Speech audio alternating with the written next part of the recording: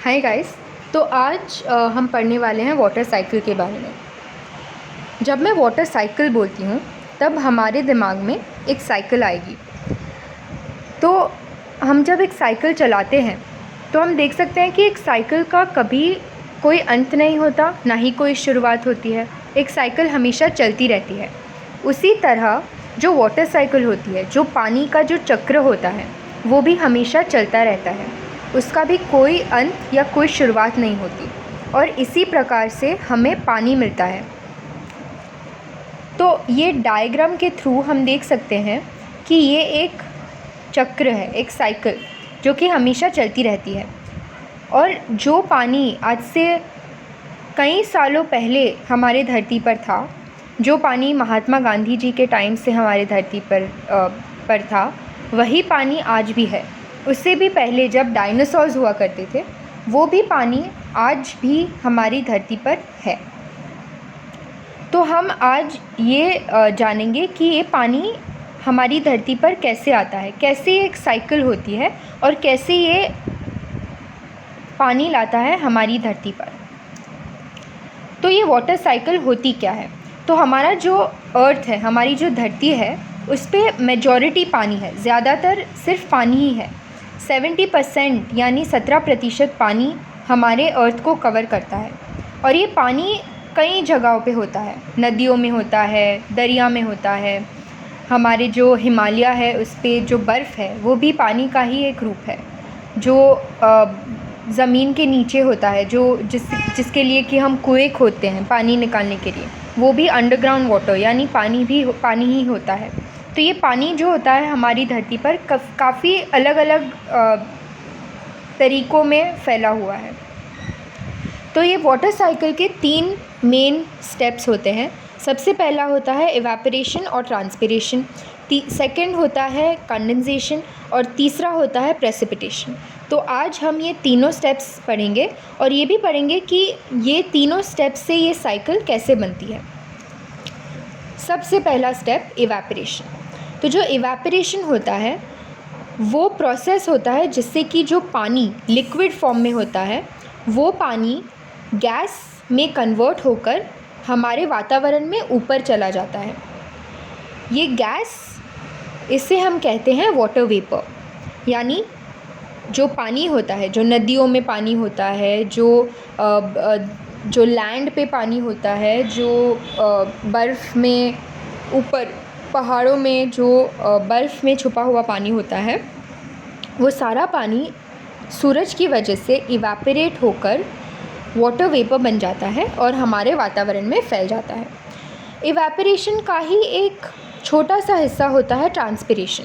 Transpiration वो होता है जिससे कि जो हमारे पेड़ पौधे होते हैं उससे पानी जो खिंचता है, उससे पानी जो इवेपोरेट होता है, उस प्रोसेस को हम ट्रांसपिरेशन कहते हैं।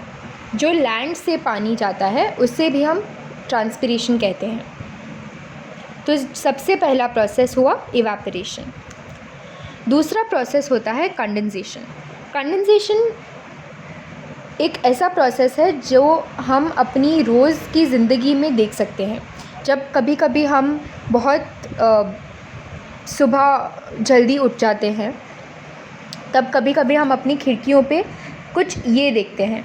तो ये जो होता है हमारे वातावरण में जो इवेपोरेशन के कारण जो वाटर वेपर फैला हुआ होता है वो ऐसे कंडेंस हो जाता है, क्योंकि ये एक अपने से ठंडी जगह को छूता है। और जब ये एक ठंडी जगह पे को छूता है, जब वाटर वेपर एक ठंडी जगह पे आता है, तब वो ऐसे कंडेंस हो जाता है, यानी इसके वाटर ड्रॉपलेट्स बन जाते हैं। तो अब हमने ये देखा कि इवेपोरेशन के कारण जो लिक्विड वाटर है वो वाटर वेपर बन जाता है, यानी गैस।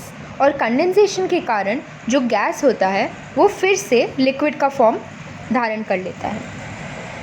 सब ज़्यादातर ये जो वाटर वेपर होता है वो ऊपर जाता है और एक क्लाउड, एक बादल बन जाता है। ये इसलिए होता है क्योंकि हमारे एटमॉस्फेयर में जब हम ऊपर जाते हैं तब बहुत ही ज़्यादा ठंड होती है और इसके कारण ये सारा जो वाटर वेपर होता है कंडेंस होके वाटर ड्रॉपलेट्स बन जाते हैं। तो ये वो था प्रोसेस कंडेंसेशन। अब तीसरा प्रोसेस जो होता है वो होता है प्रेसिपिटेशन। प्रेसिपिटेशन वाटर साइकिल का सबसे इम्पॉर्टेंट और सबसे इंटरेस्टिंग प्रोसेस होता है, क्योंकि प्रेसिपिटेशन का मतलब होता है कि जो पानी बादलों में कलेक्ट हुआ था वो अब नीचे आएगा बारिश की तरह, हेल की तरह, बहुत ठंडी जो फ्रीजिंग बारिश होती है उसकी तरह, या फिर स्नो की तरह यानी बर्फ़ की तरह। तो प्रेसिपिटेशन इन चारों फॉर्म्स में हो सकता है। इंडिया में सबसे कॉमन होता है बारिश, लेकिन दुनिया के हर जगह अपने अपने क्लाइमेट, अपने अपने टेम्परेचर्स के हिसाब से किसी भी फॉर्म में पानी नीचे आ सकता है धरती पर।